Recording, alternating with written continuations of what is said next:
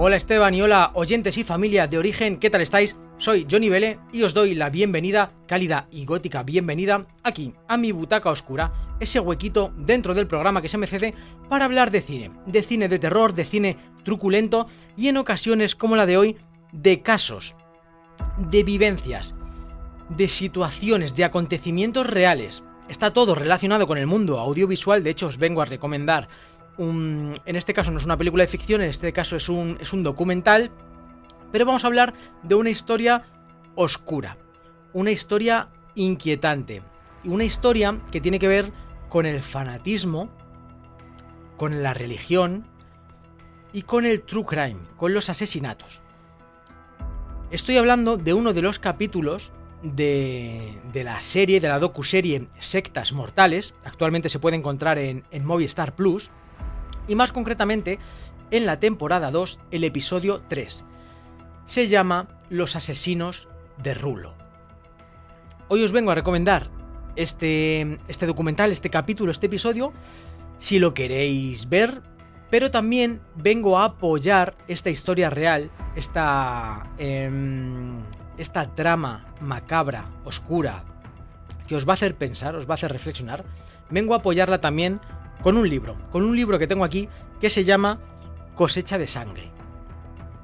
Entre las dos vertientes, entre el documental y el libro, creo que podéis haceros una muy buena idea, podéis ver todo desde todos los ángulos y desde todas las aristas para tratar de comprender qué es lo que llevó a un grupo de personas a caer, ¿verdad? En un grupo, en una secta fanática religiosa.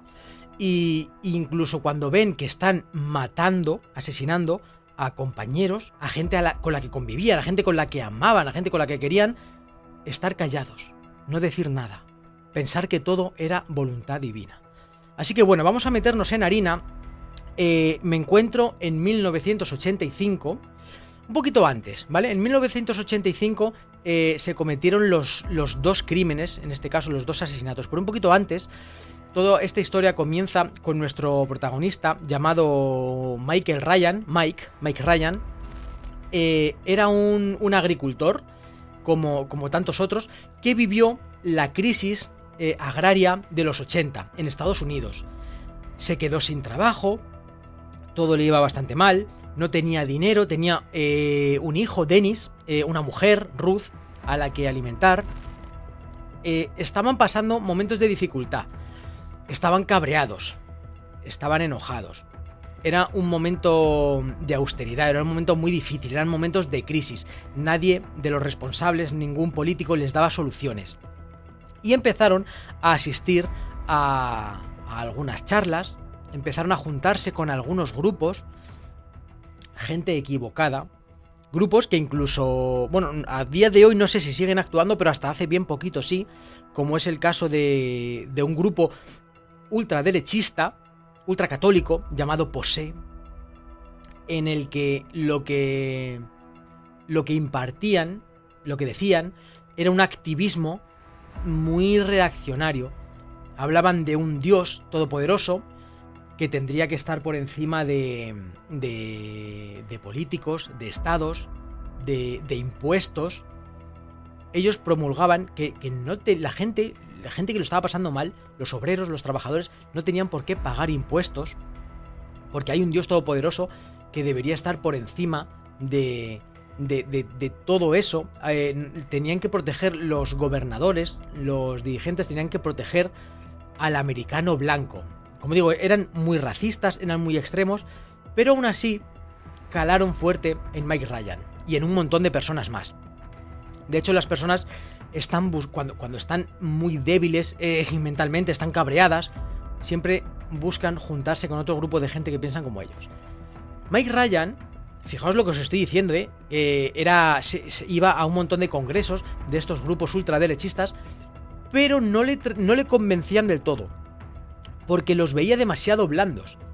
O sea, fijaos la sarta de ideas y de dogmas que metían, que inculcaban a la gente en sus reuniones, y Mike Ryan los veía demasiado blandos.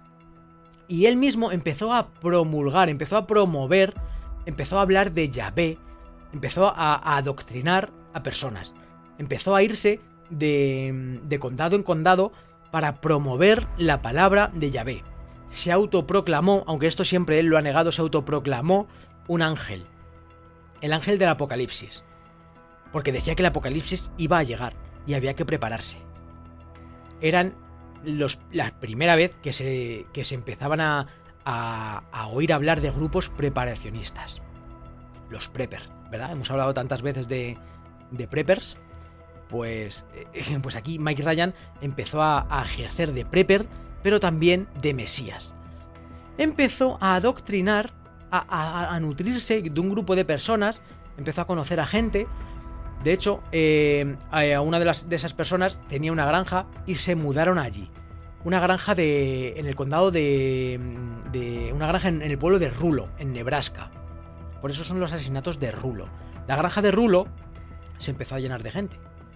La granja de Rulo empezó a tener adeptos. La granja de Rulo empezó a tener vida. Y la granja de Rulo empezó a almacenar armas, comida, sacos y de todo. Empezaron a ser preparacionistas, pero también impartían el nombre de Yahvé. Perdonadme si soy pesado, no quiero ser muy pesado, no quiero extenderme tampoco en este tema, porque me gustaría que vierais el documental y también que leyerais el libro. Así que voy a pasar un poquito a hablar de estas dos cosas, ¿vale? Nos hemos quedado en que hay una granja de Rulo, está Mike Ryan, su hijo, su mujer, varias mujeres, porque Mike Ryan, claro, lo decía Yahvé, que podía tener varias mujeres, que en la Biblia no se decía que, en su Biblia particular, no se decía que solamente podía haber una. Y en definitiva, ahí estaba la vida. Hacían hurtos, hacían asaltos, se nutrían de los demás, pero todo se empezó a radicalizar aún más. Hasta que empezó a haber asesinatos. De hecho, 2. James Dean, un joven de 26 años, le hicieron un castigo demasiado duro, demasiado severo, porque él creía firmemente en Yahvé. De hecho, cuando le estaban torturando, cuando le estaban masacrando, él seguía adorando a Yahvé, seguía adorando al Dios que le estaba matando. Entre todos, no solamente Mike, entre todos, entre un grupo. Mujeres no, mujeres aparte. Pero entre un grupo de hombres, en el granero, en la cochiquera, en el establo donde se guardaban los cerdos, ahí acabaron con su vida. Y lo que es aún peor, mataron a Luke Stike, el hijo de uno de los miembros que tenía tan solo 5 años. Y no solamente los mataron a ambos, sino que los torturaron, los vejaron. Eso se explica muy bien en este libro. Y quería hablaros de la diferencia entre el documental, como os he dicho, de Movistar Plus, Sectas Mortales, recordaos, temporada 2, y este libro que se llama Cosecha de Sangre. En el documental se explica todo muy bien, dura apenas 1 hora, está todo muy claro, hay testimonios de exmiembros de este grupo, de esta secta, está el testimonio de su mujer, Ruth, es mujer, de su hijo Dennis. Por ese lado es muy completo. Pero, en este libro, en este Cosecha de Sangre, que tengo aquí junto a mí, escrito por el periodista Rod Colvin le tocó este caso, empezó a indagar, empezó a investigar, estuvo 5, 6, 7 años indagando todo lo que se puede recopilar sobre este caso, hasta que se decidió a escribir. Y os puedo decir que este libro es duro, es muy fiel, porque tantos años investigando sobre algo lo plasma perfectamente, y no es un ensayo, es una novela. Lo que estáis leyendo aquí es una novela. Podéis leeros cualquier novela de ficción, pero a diferencia de que si os leéis esta, tened por seguro que todo lo que aparece aquí es real, con datos, con fechas, con nombres, incluso la mayoría de diálogos están extraídos, están recopilados de fuentes. Así que este libro es mucho más duro y mucho más crudo que el documental.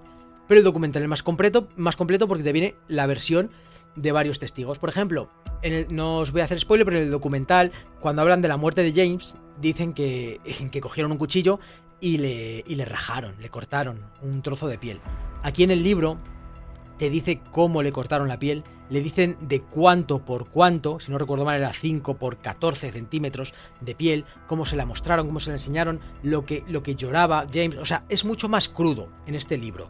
Así que creo que aquí os doy las dos opciones para ver uno de esos asesinatos, uno de esas sectas, de esos grupos fanáticos, que parece que hay tantos, pero todos ellos son muy distintos entre ellos. Aquí, por ejemplo, hablaban de Yahvé, del Apocalipsis, pero son muy preparacionistas. De hecho, no se atrevían a entrar en la granja de Rulo por la cantidad de armas que tenían almacenadas durante tanto tiempo. En definitiva, me parece un caso muy a tener en cuenta, me parece un caso muy turbio que aconteció en la América profunda, más rural, y que de los que podíamos aprender, porque hay mucha gente hoy en día que sigue estando enfadada, que sigue estando cabreada, que sigue buscando grupos en los que encajar, grupos para odiar a personas. Así que creo que no nos vendría mal mirar lo que ha ocurrido antes para que no ocurra en el futuro, ya que es muy fácil desde aquí, desde fuera, yo os estoy contando algo y decir, bueno, pero eso es una secta, a mí nunca me pasaría. Cuando escuchéis testimonios de gente decir que han matado a un niño de 5 años y que aún así una parte de ellos piensa que es un designio de Yahvé, que si ha sucedido es porque tenía que suceder, es duro, ¿vale? Que te laven tanto el cerebro es algo turbio. Así que esta es la reseña que tenía para vosotros para hoy. Sectas mortales en Movistar Plus y los asesinatos de Rulo. Una reseña literaria, como es Cosecha de Sangre, y una reseña audiovisual. Espero haberos mostrado algo que no supierais. Espero no haber sido demasiado pesado. Me podía haber metido más porque este caso me ha interesado mucho, pero he preferido dejarlo un poquito aquí.